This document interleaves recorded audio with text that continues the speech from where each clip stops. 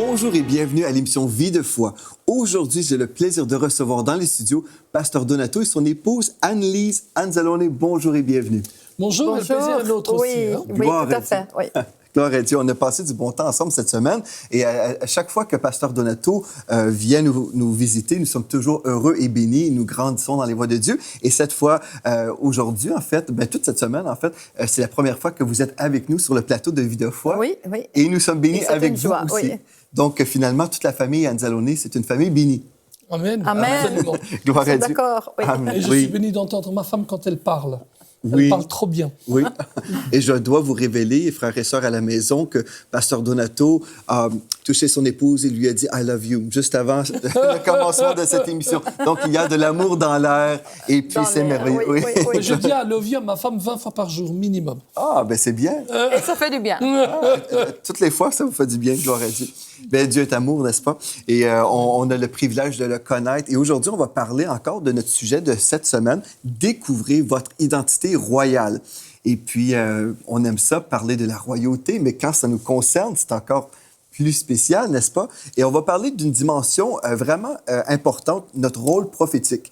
Dieu a déposé sur nous non seulement des vêtements royaux, n'est-ce pas? Nous avons maintenant un vêtement de justice. Le Seigneur Jésus a enlevé nos vêtements sales. Il nous a revêtus de vêtements blancs, des vêtements de pureté. Mais aujourd'hui, non seulement nous sommes sauvés et nous faisons partie de la famille royale de Dieu, mais nous sommes également des ambassadeurs de Christ. Amen. Et nous avons un rôle. Nous sommes appelés à être des porte-paroles du royaume des cieux, n'est-ce pas? Et Pasteur Donato, vous avez en fait reçu de Dieu une pensée concernant notre responsabilité au niveau du prophétique dans notre sacerdoce. Oui, et en effet, qui dit royal dit droit. Nous avons droit à un accès à Dieu, et c'est extraordinaire. Nous avons des devoirs, on donne des sacrifices, mais aussi on a nos devoirs et une responsabilité par rapport aux autres. Oui. La parole prophétique, la Bible dit dans 1 Corinthiens 14, 3, celui qui prophétise, au contraire, parle aux hommes, les édifie, les exhorte et les console. Quand on prophétise, vous avez utilisé l'expression juste, on devient des porte-paroles. Oui. On est dans la présence de Dieu, on écoute Dieu dans la vie de tous les jours, et puis on devient un porte-parole de Dieu. C'est pas tant répondre ou parler de l'avenir que plutôt de parler de la part de Dieu maintenant. Souvent, les gens s'imaginent qu'un prophète ou quelqu'un qui prophétise, des fois aussi, il y a un peu de confusion à ce niveau-là. Des fois, les gens s'imaginent, bien moi, je ne peux pas prophétiser parce que je ne suis pas prophète. En fait, on est souvent confus à ce niveau-là. Donc, on peut être dans l'office du prophète, mais aussi être simplement un enfant de Dieu qui prophétise, qui est un porte-parole du Seigneur, qui partage en fait une parole que le Seigneur a déposée dans son cœur pour une autre personne. Donc, on parle de la prophétie sainte à ce moment-là. Et souvent, on a limité la prophétie à ce que vous dites, juste des paroles futuristes. Donc, on parle prophétie, on pense par exemple à Jean sur l'île de Patmos et puis on doit annoncer l'avenir. Et oui, certainement, l'avenir peut faire partie de la prophétie, mais aussi on peut simplement communiquer une parole de Dieu, une parole inspirée, sans même le savoir même. Des fois, on parle juste comme ça sous l'inspiration du Saint-Esprit et on édifie notre frère ou notre sœur, comme la parole de Dieu nous dit, les édifie, les exhorte, les console. Oui. Et c'est merveilleux quand l'Esprit de Dieu nous dirige comme ça. Et vous dites dans votre enseignement qu'on devrait comprendre que nous avons une responsabilité prophétique. Cette responsabilité, dans le sens que nous sommes allés dans la présence de Dieu, nous sommes allés jusqu'au trône de Dieu. Oui. Et Dieu nous parle aussi constamment. C'est ça l'avantage d'être un sacrificateur, un sacerdoce, un ministre maintenant. Parce que tous les chrétiens sont des ministres de l'Évangile, dans un sens. Oui. Et donc, on a cette connexion avec le Seigneur. Et Dieu nous parle. Dieu parle à travers notre bouche. En fait, il cherche toujours des gens qui sont prêts à lui donner sa bouche, en quelque sorte, pour pouvoir révéler des choses aux autres. Certains disent, mais moi, je ne suis pas prophète, je ne suis pas pasteur. Vous avez raison. Mais la Bible dit aussi que Dieu révèle sa majesté par la bouche des tout-petits. Amen. Amen. Est-ce que vous avez une illustration pour aider nos amis à la maison, peut-être même vous, Pasteur Anne-Lise, une illustration d'une parole prophétique que vous avez reçue, que vous avez peut-être entendue même dans une église, quelque chose qui pourrait illustrer pour ceux qui ne connaissent pas du tout le ministère prophétique? Je vais réfléchir un peu. Oh ben, je veux le dire moi, il Ok. n'y a pas de problème. Hein? Alors, soit des paroles que j'ai reçues, soit des paroles que j'ai données, bien sûr. Oui. Ben alors, je ne vais pas parler de ce que j'ai reçu dans l'Église avec des ministres de l'Évangile, mais dans la vie de tous les jours, parlant avec des personnes. Une certaine fois, j'étais en train de parler avec quelqu'un, et là, tout d'un coup, cette personne me dit quelque chose, sans qu'elle se rende compte de ce qu'elle était en train de dire. Wow. Mais ce qu'elle me disait, c'était exactement ce que le Seigneur m'avait dit quelques jours auparavant. C'est merveilleux. Et ça, c'est vraiment bien. Mais ça peut être différemment aussi. Un jour, je suis à l'église, c'était le réveillon de la nouvelle année, et la meilleure amie, qui est devenue plus tard la femme de mon meilleur ami, me montre un verset biblique. Et c'était vraiment un beau verset biblique dans Ésaïe, au chapitre 41, verset 10, où il est dit ne promène pas des regards inquiets, mais je te soutiens de ma droite triomphante. Et elle me dit, Donato, regarde, c'est un verset que j'ai reçu pour toi. Et ce soir-là, à chaque fois au réveillon du Nouvel An, le pasteur distribuait des petites cartes sur lesquelles il y avait des versets bibliques. Oui, OK. Et j'ai pris mon verset biblique sans savoir ce que c'était. Et c'était exactement le verset biblique. Dieu avait parlé dans ma vie ce jour-là. C'est ça, mais et c'est simple, hein? Mais Oui. pour nous sommes touchés, nous sommes vraiment encouragés. Oh, c'est un verset qui m'a soutenu pendant des années de ministère. Où le Seigneur me dit toujours, ne crains pas, ne promène pas des regards inquiets, mais je te soutiendrai de ma droite triomphante. Amen, amen. Ouais, c'est Amen. bon. Moi, je peux illustrer juste vendredi soir passé, on a eu une réunion de prière en église. Et puis, la façon qu'on peut recevoir même les paroles prophétiques, comme vous dites, c'est dans la prière. On prie et puis l'Esprit de Dieu travaille nos cœurs. Et si nous mettons en pratique ce que la Bible dit dans 1 Corinthiens 14, le premier verset, il est écrit « Recherchez l'amour, aspirez aussi aux dons spirituels ». Donc, on doit désirer. Ouais. Si je le désire, je vais être dans l'expectative, dans l'attente que Dieu va me parler. Ouais. Donc, c'est pas être passif et puis juste comme mettre de côté même cette possibilité. Mais si je crois ce que la parole de Dieu dit, je devrais toujours, quand je prie, être disposé, sensible. Est-ce que tu veux me parler, Seigneur? Est-ce que tu veux me montrer quelque chose? Bon, ben vendredi soir passé, je suis en train de prier en esprit et j'ai eu une vision très, très simple. C'était la vision d'un pont.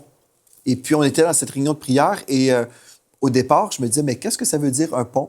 Mais j'ai compris par ça que Dieu nous démontrait que cette réunion de prière, c'était comme un pont au-dessus de certaines épreuves que le diable voulait faire contre nous, mais que cette réunion de prière était vraiment un temps où on accélérait dans le monde de l'esprit pour prendre du territoire spirituel. Donc, bon, j'ai reçu ça, j'ai dit, ben gloire à Dieu, c'est une parole pour moi.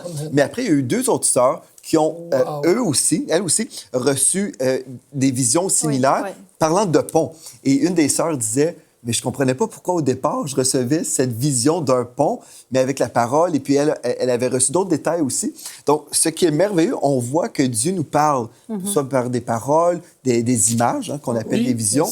Et ce qui est merveilleux, quand on fait partie d'une famille de Dieu, bien, on reçoit des confirmations aussi. Et Dieu parle, et c'est simple comme bonjour, comme je dis. Hein. Mais Annelise, par exemple, tu peux le raconter toi, chérie, quand elle était enceinte de Gabriella, elle a reçu des paroles directement de Dieu, mais aussi à travers d'autres personnes, des frères, des sœurs de l'Église, sans être des ministres de l'Évangile. Raconte un petit peu. Parce que Gabriella, vous savez, elle est née handicapée. Et puis Dieu l'a guérie, mais rappelle ça. Donc, un des versets que j'ai reçus, que j'ai lu moi-même, mais aussi que des autres m'ont déclaré, c'est le verset « Tout don excellent et tout cadeau parfait vient du Père. » Amen. Père de lumière. Du Père de lumière. Et dans Jacques 1,17. Et On va le lire peut-être. oui, on peut peut-être le lire. Oui, je peux aller le lire. Jacques Allez-y, 1,17. pasteur. Toute grâce excellente et tout don parfait descendent d'en haut du Père des Lumières, chez lequel il n'y a ni changement ni ombre de variation. Oui. Et j'ai reçu ce verset pendant que j'étais enceinte. Et quelquefois, je disais, mais Seigneur, moi, je sais très bien que mon bébé est parfait. Et pour moi, mon bébé... Et je savais très bien que ça faisait référence à mon bébé que je portais donc dans mon ventre. Et au même moment, j'étais un peu, mais Seigneur, je sais, elle est parfaite. Qu'est-ce que tu me dis? Et puis, par après, une fois qu'on a reçu donc la diagnostic vraiment qu'il y avait des des choses très, très sérieuses, hein, qu'elle ne devait jamais marcher, qu'elle ne devait jamais parler, qu'elle devait être dans une chaise roulante, qu'elle avait le cerveau endommagé, etc., etc. J'ai compris, et ce verset a commencé à être vraiment partie de ma confession. Gabriella, tu es un cadeau parfait. Là, tout à coup, ce verset faisait sens. Ouais. J'avais compris, OK, maintenant je comprends, Seigneur, pourquoi tu m'as donné ce verset-là. Et quand Jeannette est venue chez nous, Oui. on ne savait même pas pourquoi. Ouf, oui. Elle met sa main, c'est une Oui. sœur, une collègue. Une sœur, ouais. Une collègue dans le bureau où travaille Annalise. Elle met sa main sur le ventre d'Annalise, elle commence à dire « Tu as la pensée de Christ ». Oui, oui. Ah, Oui, ça, tu as la Alors, pensée au de départ, Christ, on ne sait oui. pas toujours que c'est une parole de Dieu. Mais quand on apprend certaines choses, on se dit « Oh, merci Seigneur, parce que tu l'as dit ». Et ce qui est intéressant, c'est le verset 18 qui dit « Toujours donc toute grâce excellente et tout don parfait descend du Père des Lumières ». Il dit « Il nous a engendrés selon sa volonté ». Waouh! Oui. Sans qu'on le sache maintenant, Oui, c'est oui, comme ça oui, que je oui, mets la oui, notion-là. oui. Il y a une question d'engendrer, il y a une question de naissance. Oui, oui, oui. Alors, il est aussi important, pasteur, je crois qu'on est tous d'accord avec ça, mais c'est bon de le dire aussi, que les paroles qu'on a, en général, quand on console, on exhorte, on Oui. encourage, on ne se trompe pas. C'est ça. Mais il faut toujours que ce soit en accord avec la parole de Dieu. Absolument. Je donne un petit exemple. Un jour, une de mes connaissances, malheureusement, est enceinte hors mariage. Elle aimait le Seigneur, mais il y a eu une petite bêtise qui s'est passée, ce qui peut arriver, bien sûr. Et pendant qu'elle était enceinte, quelqu'un est venu lui dire une parole, soi-disant prophétique, qui dit « J'ai eu une vision de Marie et de Joseph et le bébé Jésus. Et Dieu me dit que ce bébé, c'est la volonté de Dieu. » Alors bien sûr, la fille, elle a enlevé toute sa culpabilité. Elle a dit « Ah, c'était donc le plan de Dieu. » Alors j'ai dû un petit peu parler avec cette jeune dame. Je lui ai dit « Écoute, le bébé, c'est toujours le plan de Dieu. Le timing n'était pas bon. » C'est ça. C'est ça. Chaque enfant est une bénédiction de Dieu. Hein? Amen. Certainement. Exactement. Dieu va racheter les situations. Exactement. Oui, ça, ne sont pas dans sa volonté parfaite. Exactement. Donc, la situation ou la façon que les choses ont été faites était en dehors de la volonté Voilà. parfaite de Dieu. Sauf que Dieu est plus intelligent que le diable. Donc, il peut Amen. racheter la Amen. pire situation Ouais, et peut ouais, toujours ouais. transformer Exactement. pour notre bien. Et chaque enfant est une bénédiction de Exactement. Et c'est ça que ce garçon aurait dû dire après, en disant, écoute, ce qui s'est passé Ouais. n'était pas juste, mais Mais certainement, Dieu est avec toi. Comme vous dites, il y a eu beaucoup de personnes qui ont eu du mal à croire dans le ministère prophétique parce qu'il y a eu des abus. Et on pourrait tenter même à rejeter le ministère prophétique parce que justement, des fois, il y a des gens qui parlent au nom de Dieu et c'est Oui. complètement contraire à la parole de Dieu. Mais c'est pour ça que l'apôtre Paul nous dit ne méprisez pas les prophéties. Absolument. Parce que je pense qu'on pourrait être très facilement disposé à être dans le mépris et dire, et comme je dis, des fois, avoir le festival et dans le festival des yeux qu'on roule. Là. Oui. Ah oui, la prophétie. Mais en fait, si nous pouvons discerner certaines paroles, bon, la parole qui vient de Dieu est parfaite, n'est-ce pas? Donc, Dieu donne des paroles, des révélations parfaites, mais le canal par lequel le don passe, des fois, le canal est un peu rouillé. Oui. Des fois, il y a des choses qui ne sont pas parfaites. Donc, Exact. on doit plutôt recevoir la parole et là, l'évaluer. Et Oui. on retient ce qui est bien. Et la partie qui est moins bien, on met ça de côté. Exactement. Et puis, nous, on retient ce qui est bien, mais certaines personnes vont complètement rejeter tout, et ça, c'est malheureux. Donc, je pense qu'il faut être équilibré. Oui, Et l'apôtre oui, Paul oui. nous exhorte et nous dit on devrait être équilibré. Ne méprisez pas, n'éteignez pas le Saint-Esprit. Exactement. Donc, on doit faire attention pour recevoir les dons de Dieu. Et en même temps, il dit, vous pouvez tous prophétiser. Amen. Acte, 1 Corinthiens 14, 31. On peut tous prophétiser, mais il faut le faire dans la chose correctement. Oui, oui, oui. Maintenant, ce qu'il faut se rappeler, c'est que Dieu, depuis toujours, voulait parler directement aux gens. On revoit ça un petit peu dans Exode, Oui. au chapitre 20, Amen. où le peuple de Dieu entend la voix de Dieu. Elle résonne forte comme le tonnerre et le peuple a peur de cette voix.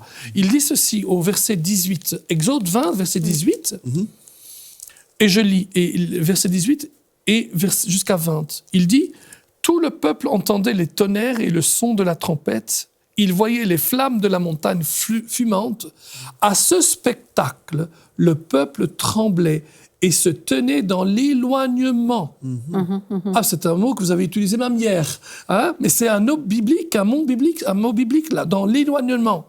Ils dirent à Moïse, « Parle-nous toi-même, et nous écouterons, mais que Dieu ne nous parle point de peur que nous ne mourrons. » nous mourions. Moïse dit au peuple, ne vous effrayez pas, car c'est pour vous mettre à l'épreuve que Dieu est venu. Et c'est pour que vous ayez sa crainte devant les yeux, afin que vous ne péchiez point. Et donc le peuple restait dans l'éloignement, mais Moïse s'approcha de la nuée où était Dieu. Mais on voit ici que le peuple avait peur de la voix de Dieu. Mais maintenant, on ne doit plus avoir peur. Non. Chaque fois que Jésus apparaît ou qu'un ange apparaît, il dit pratiquement tout le temps, ne craignez point, ne craignez point, ne craignez point. Amen. On ne doit plus avoir peur.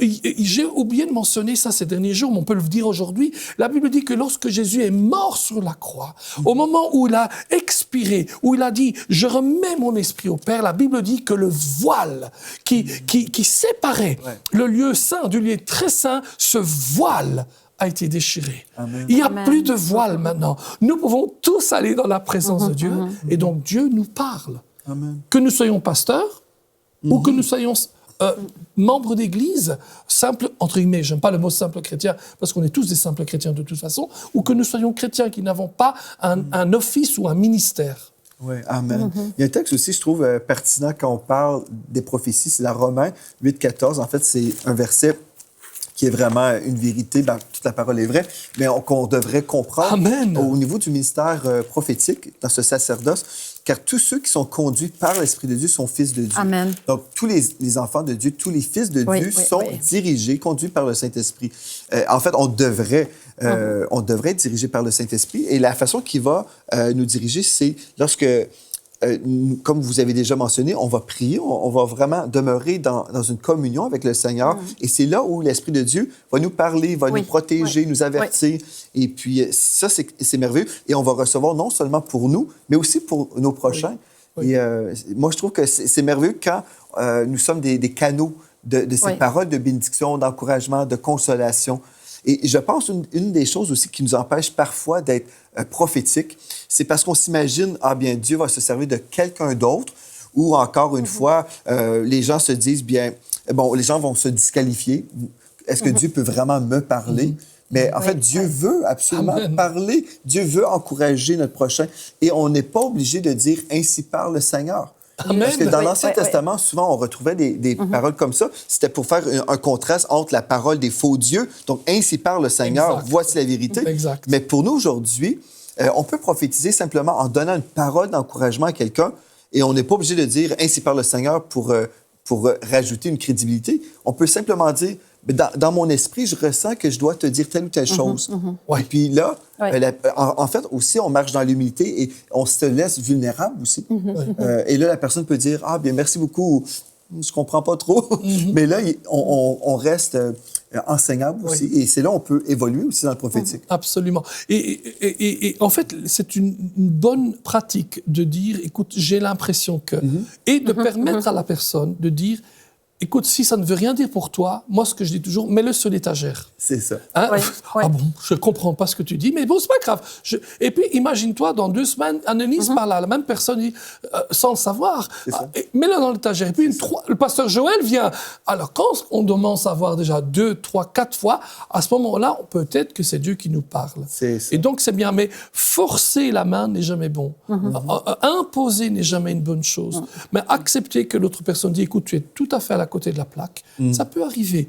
C'est pas grave. Moi, je me souviens très bien de nos pères spirituels, disaient toujours d'ailleurs, il dit, avant de dire Dieu m'a dit que, dis-le. Si ça fonctionne, c'est bien. Si ça fonctionne pas, les gens vont dire que tu ne connais pas Dieu. C'est ça. Donc, ce texte-là nous dit tous ceux qui sont conduits par l'Esprit de Dieu sont fils de Dieu. Et puis, dans le prophétique, c'est comme ça aussi. On veut parler au nom de Dieu, mais si nous demeurons humbles, bien, les gens ont cette liberté aussi d'évaluer. C'est comme moi, récemment, là, au-delà d'un an, j'ai reçu une parole concernant le ministère anglophone, parce que depuis des années, tout ce que je fais, c'est dans le monde francophone, parce que je sais que Dieu m'a appelé à œuvrer dans le monde francophone, donc j'avais totalement mis de côté toute notion possible de prêcher en anglais, même si ça faisait au-delà de 10 ans que j'avais prêché en anglais, parce que pour moi, je veux faire ce que Dieu me dit de faire, et puis j'ai totalement oublié, mis de côté le monde anglophone. C'est pas parce que je suis contre les Anglais, c'est comme ça. Et j'ai reçu un invité ici à Vie de foi, et après, on m'a donné une parole, n'oublie pas le peuple anglophone. Et puis à l'époque, ça me disait pas vraiment rien parce que j'avais pas rien de brûlant dans mon cœur. Ensuite, j'ai reçu une deuxième et enfin une troisième parole. Comme vous dites, on met sur la tablette, on ne rejette pas, on ne méprise pas, mais on dit « OK, Seigneur, si tu veux ». Et là, l'Esprit de Dieu commence à travailler dans nos cœurs pour qu'on dise oui. Et puis, vous venez chez moi. En plus? Et vous prêchez en quelle langue? En anglais. En anglais. En anglais. Ça, c'était aussi prophétique. Ah ouais? Pour moi, c'était tout à fait normal. Oui, oui. Mais vous l'avez reçu comme une parole prophétique. Oui, oui. de la En part plus, du ça, Seigneur. c'est vrai, parce que comme je venais tout juste de recevoir cette parole-là, vous m'avez invité et un ami pasteur en Alberta m'a invité au même moment. Ah oui, aussi. je me souviens, en effet. ouais. En anglais aussi. Oui, en Ça, anglais. c'est Dieu qui ouvre une nouvelle porte. Oui, là. oui, Et, alors, il est un fait aussi que le ministère, ou plutôt le ministère de chaque croyant dans le sacerdoce nous donne ce privilège et cette responsabilité de parler dans la vie des gens, Oui. C'est ça. mais il faut se remplir de sagesse. Amen. Pour cela, il faut proclamer correctement et aussi correctement que possible. Et pour ça, on a besoin de sagesse. Hébreux 5, au verset 14, dit ceci. Mais la nourriture solide est pour les hommes faits, pour ceux dont le jugement est exercé par l'usage à discerner ce qui est bien et ce qui est mal. Jacques 1, 5 dit que si on manque de sagesse, qu'on demande cette sagesse-là. Le premier moment, la première manière dont la sagesse de Dieu vient et dont le Saint-Esprit nous dirige, c'est par la parole de Dieu. Dans mon Église, je suis très, très strict là-dessus. Si vous ne lisez pas la Bible, je dis aux gens, n'essayez pas de venir prophétiser chez moi. Hein? C'est pas que je n'ai pas confiance et que probablement les gens perçoivent quelque chose. Mais c'est en lisant la parole de Dieu qu'ils vont pouvoir bien discerner ce qu'ils perçoivent et voir de ce qu'ils perçoivent ce qui vient de Dieu, ce qui ne vient pas de Dieu. Parce que la parole de Dieu est parfaite, la prophétie que Dieu donne est parfaite, mais tout ce qu'on comprend n'est pas toujours parfait. Et parfois aussi, Pasteur Donato, je sais que, admettons, on reçoit une image, une parole. Encore là. Bon, Dieu nous parle, mais des fois, ce que j'ai vu quand nous sommes peut-être immatures dans ce ministère-là, c'est qu'on va forcer notre interprétation. Oui, oui. Et des fois, il faut juste laisser le Seigneur parler lui-même quand ce sera le temps. Donc, des fois, on reçoit une image et pour nous, ça ne veut rien dire, mais pour la personne qui va recevoir cette parole, il y a un sens qui est là. Et je pense que c'est là où souvent on fait fausse route. C'est que on reçoit, par exemple, comme le pont. Bon, je vous donne ça comme exemple. Au départ, moi, je ne comprenais pas, mais c'est quoi? Et là, l'Esprit de Dieu travaillait dans mon cœur, et puis là, j'ai reçu pour moi cette parole. Et là, une sœur est arrivée me disant aussi, j'ai reçu un pont, mais je ne comprenais pas du tout. Mais finalement, l'Esprit de Dieu avait travaillé son cœur aussi, et puis elle a reçu une interprétation. Mais si on ne reçoit pas d'interprétation, en tout cas, selon moi, je trouve qu'on ne devrait pas mettre des mots dans la bouche de Dieu. On peut juste dire, j'ai reçu telle image. Absolument. Est-ce que ça veut dire quelque chose pour toi? Et là, la personne a peut-être toute une histoire avec cette image-là aussi. Oui. Et ça, c'est aussi vrai parce que celui qui donne la parole prophétique, Dieu nous parle toujours avec des éléments que nous connaissons ou que nous comprenons. Et donc, Dieu peut me donner une parole prophétique et je sais exactement à quel événement il se réfère ou à quel genre de situation, mais ça ne veut pas dire que c'est le cas pour l'autre personne. Et ça, c'est d'ailleurs important, et je le dis aussi à nos téléspectateurs. Lorsque quelqu'un vous donne une parole, laissez-lui donner cette parole, mais n'allez pas après lui demander des détails supplémentaires, parce qu'en général, il sait uniquement ce qu'il a donné, et quelquefois, il oublie même ce qu'il a donné. Il n'est pas là pour interpréter ce qu'il vous a donné, il est là pour vous donner simplement ce que Dieu vous a donné, et ensuite, attendez-vous au Seigneur. Seigneur, tôt ou tard, vous le dira. Et vous, Pasteur Anne-Lise, puisque vous êtes dans le ministère avec votre mari aussi, au niveau prophétique, comment vous l'avez vécu dans votre Église? Est-ce que c'est quelque chose qui a été une source de bénédiction pour vous, pour votre ministère? Bien sûr que c'est une source de bénédiction. Je pensais aussi encore au verset. Quelquefois aussi, on reçoit un verset. Et là, je dirais la même chose, un peu ce que Pasteur Donato vient de dire. Laisse le verset être le verset. Là aussi, quelquefois, on a tendance à dire, OK, on va être interprété, on va en ajouter. Mais la personne qui reçoit le verset, il sait exactement ce qu'il reçoit, pourquoi, ou il va le savoir plus tard. C'est ça. Et oui, à ce moment-là, c'est une vraie bénédiction. Quelquefois, quand les personnes qui vont essayer d'interpréter, ça va presque être une pression. On a l'impression qu'on doit, disons, accomplir la prophétie que la personne a donnée. Mais si on laisse Dieu parler et on n'y ajoute pas, c'est une vraie bénédiction. On peut recevoir des bénédictions et avec nos paroles être de bénédiction.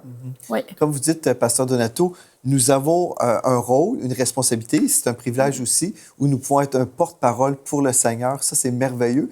Et cela fait partie de notre ministère aussi. Donc, on devrait considérer ça.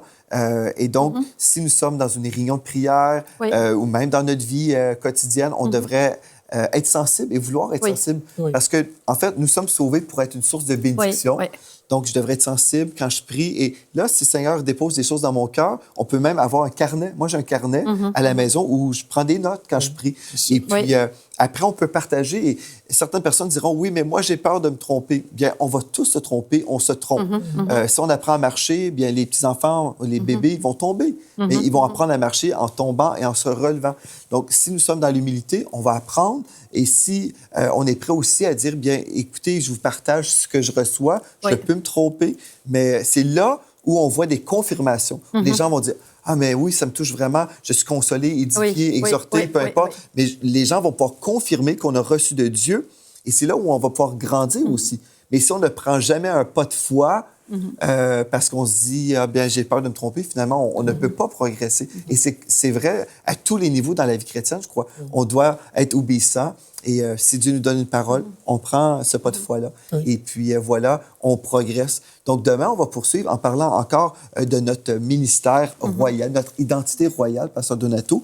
Et puis, je crois que on va continuer à grandir dans les voies de Dieu. Amen. Donc, pour vous, on aimerait ça vous inviter aussi à vous assurer d'être là demain. Pasteur Donato et son épouse sont là avec nous toute la semaine, comme vous savez. Nous avons été bénis, nous avons appris plusieurs choses concernant notre sacerdoce et notre identité en Christ. Et puis, souvent, c'est une chose qu'on a mis de côté. On n'a pas parlé de notre accès qu'on a aujourd'hui. On peut vraiment être connecté avec l'Esprit de Dieu. On peut se présenter devant le Seigneur et recevoir de lui aussi une provision pour notre vie. Et vraiment, le diable ne veut pas qu'on découvre ces vérités. Il veut nous garder dans l'ignorance. Il veut vraiment toujours notre perte. Il veut nous voler, finalement. Le diable, c'est un voleur, n'est-ce pas? Il est le père du mensonge en plus. Mais ce qu'on est en train de faire cette semaine, on retourne à la parole de Dieu, on découvre notre héritage en Christ et vraiment, nous faisons partie d'une famille royale. Donc, on devrait découvrir vraiment ce qui nous appartient en tant qu'enfant de Dieu et ambassadeur de Christ sur la terre. Donc, on dit gloire à Dieu et demain, on va poursuivre dans cette étude bénie. Je veux vous remercier d'avoir été à l'émission Vie de foi aujourd'hui. Merci beaucoup. Gloire à Dieu. Merci à vous. Et puis, on va poursuivre demain. Donc, soyez au rendez-vous et merci à vous d'avoir été là. Et d'ici à demain, soyez richement bénis.